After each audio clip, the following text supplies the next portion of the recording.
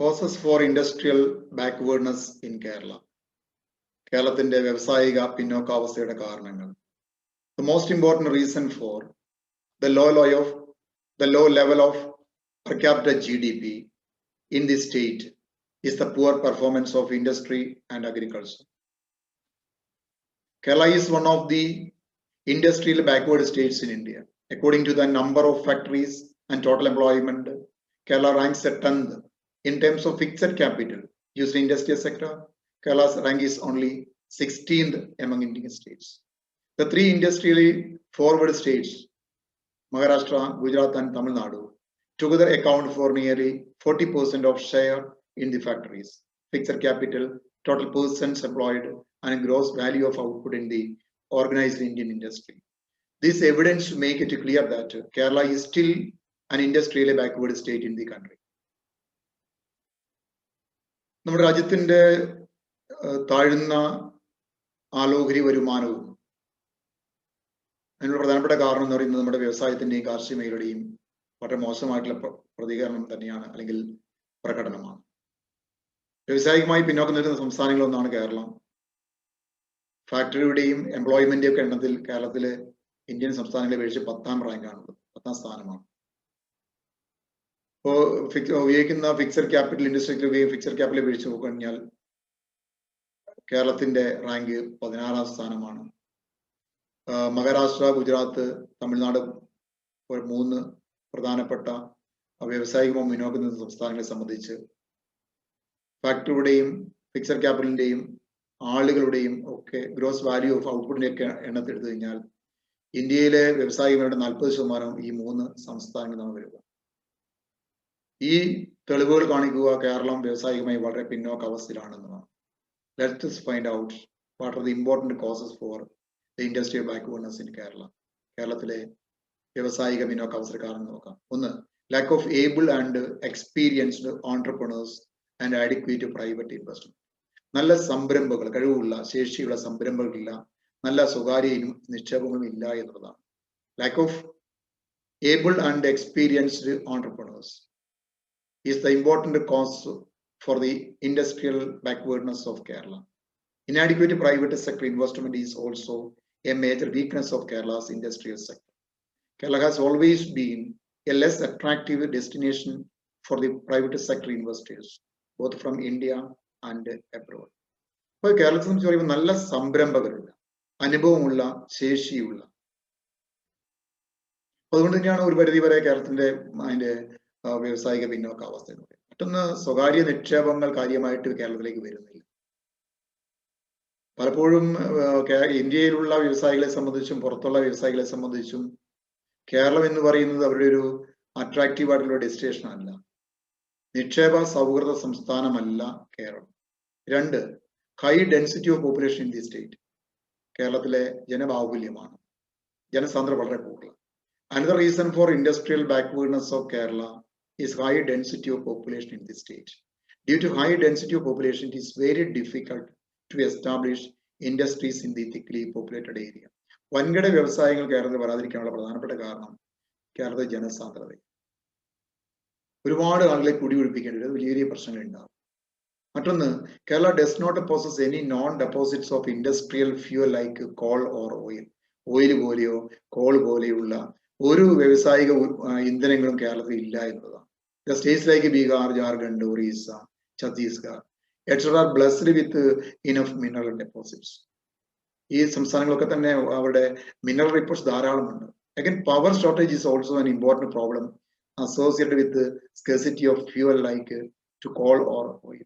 അപ്പോൾ ഇവിടെ നമുക്ക് ഇന്ധനമില്ല എന്ന് പറയുമ്പോൾ, കൽക്കരി ഇല്ല, ഓയിൽ ഇല്ല എന്ന് പറയുമ്പോൾ തന്നെ നമുക്ക് ആവശ്യമുള്ള ഇന്ധനവും ഇല്ല, പവർ ഇല്ലാത്തൊരു പ്രശ്നമുണ്ട്. അപ്പൊ മറ്റു സംസ്ഥാനങ്ങളൊക്കെ എന്താണ് ഇത്തരത്തിൽ മിനറൽസ് ധാരാളമുണ്ട്.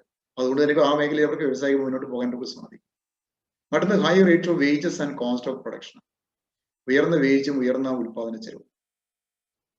There is a general belief that the tendency of Kerala laborers to strike their organizations under trade unions and the high cost of production, mainly due to high labor charges, are the major reasons for the low attractiveness of Kerala as an investor location. A peaceful industrial working climate is an essential condition for the industrial development of a region. The psychological fears of the investors resulting from excessive strikes and lockouts is said to be one of the important reasons for the low industrialization of the state. നമ്മുടെ സംസ്ഥാനത്തിന്റെ വ്യാവസായിക പിന്നോക്കാവസ്ഥകൾ ഇപ്പോൾ കാരണങ്ങളായിട്ട് പറയുന്നത് ഉയർന്ന വേജും ഉയർന്ന ഉൽപാദന ചെലവും.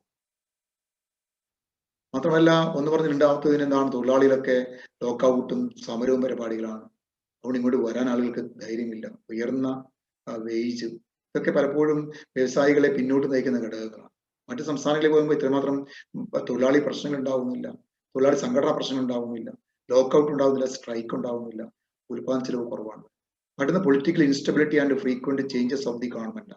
സ്ഥിരതയുള്ള ഗവൺമെന്റിലായിരുന്നു പ്രധാനപ്പെട്ട പ്രശ്നം പൊളിറ്റിക്കൽ ഇൻസ്റ്റബിലിറ്റി. അത് മറ്റൊരു പ്രധാനപ്പെട്ട ഘടകമാണ്. Political instability and frequent changes of the government also contribute to the industry backbones of the state. Except in 1957, all the other governments which ruled out state hitherto are coalition government. The vested interest of these small coalition partners to an extent prevented the interest of the industrial development of our state. പലപ്പോഴും നമ്മുടെ സംസ്ഥാനം ഭരിക്കുന്നത് മുന്നണി government 57 അല്ലെ. അപ്പം അതിലുള്ള ചെറുകിട പാർട്ടികൾ അവരുടേതായ വ്യക്തിപരമായ താല്പര്യങ്ങളും നിശബ്ദ താല്പര്യങ്ങളും ഉണ്ടാകാം. അത് സംസ്ഥാന താല്പര്യങ്ങൾക്ക് വിരുദ്ധമായിരിക്കും. അതുകൊണ്ട് തന്നെ ഒരു നല്ലൊരു വ്യാവസായിക നയം നമുക്ക് മുന്നോട്ട് വയ്ക്കാൻ സാധിക്കുന്നു. മറ്റൊന്ന് കറപ്ഷൻ, നെപ്പോട്ടിസം, പൊളിറ്റിക്കൽ ഇന്റർഫറൻസ് മുതലായവയാണ്. അഴിമതി, സ്വജനപക്ഷാതം, രാഷ്ട്രീയ ഇടപെടൽ, ഇതൊക്കെ കേരളത്തിന്റെ പിന്നോക്കാവസ്ഥയിൽ പ്രധാനപ്പെട്ട മറ്റൊരു കാര്യമാണ്. മറ്റൊന്ന് defective industrial planning in the state. It is another reason for the industrial backwardness. Though the state possesses certain basic requirements for industrial growth, it has yet to pick up movements of improvement related to industrial development due to defective industrial planning. നമ്മുടെ industrial planning, വ്യാവസായിക ആസൂത്രണം വളരെ defective. നല്ല രീതിയിലുള്ളൊരു planning നടത്താൻ നമുക്ക് സാധിക്കുന്നില്ല. അതിന് പല ഘടകങ്ങളുണ്ട്. മറ്റൊന്ന്, in addition to the above, the traditional industries of Kerala face some common problems like acute shortage of raw materials, low level of technology, low productivity, low wage, partial employment etcetera. പിന്നെ നമ്മുടെ പരമ്പരാഗത വ്യവസായം നേരിടുന്ന ഒരുപാട് വെല്ലുവിളികൾ നേരത്തെ കണ്ടു കഴിഞ്ഞു അല്ലെ.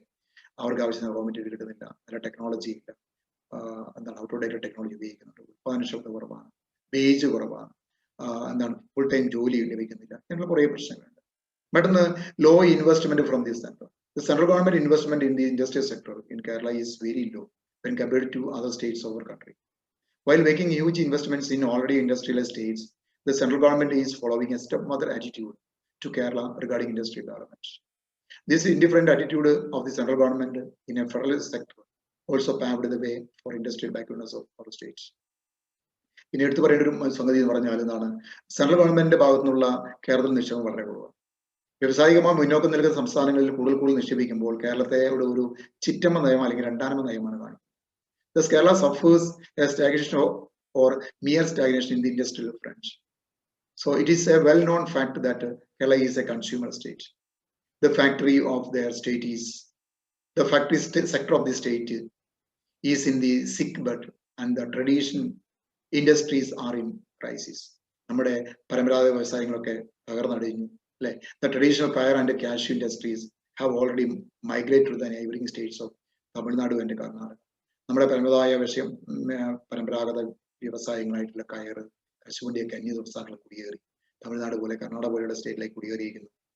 Neither the large nor the small scale industries that exist at present are in a position to convert this consumer state into a producer state.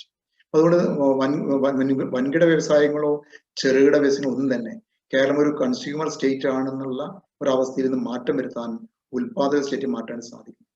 The policy of liberalization has failed to achieve its major objectives in industrial development. അപ്പോൾ വ്യവസായ വളർച്ച എന്ന് പറയുന്ന ഒരു ലക്ഷ്യം നേടാൻ പോലും നമ്മുടെ ലിബറലൈസേഷൻ നമുക്ക് സാധിച്ചിട്ടില്ല. അപ്പോൾ ഇങ്ങനെയുള്ള കുറെ പ്രശ്നങ്ങളാണ് കേരളം നേരിടുന്നത്. അതുകൊണ്ട് തന്നെ കേരളം ഇന്നും വ്യാവസായികമായി പിന്നോക്കാവസ്ഥയിലാണ് അല്ലെ. സ്വാഭാവികമായും എന്താണ്, ഇതിനൊക്കെ ഒരു മാറ്റമുണ്ടെങ്കിൽ മാത്രമേ കേരളത്തെ കൺസ്യൂമർ സ്റ്റേറ്റിൽ നിന്നും ഒരു പ്രൊഡ്യൂസർ സ്റ്റേറ്റ് ആക്കി മാറ്റുവാൻ സാധിക്കൂ.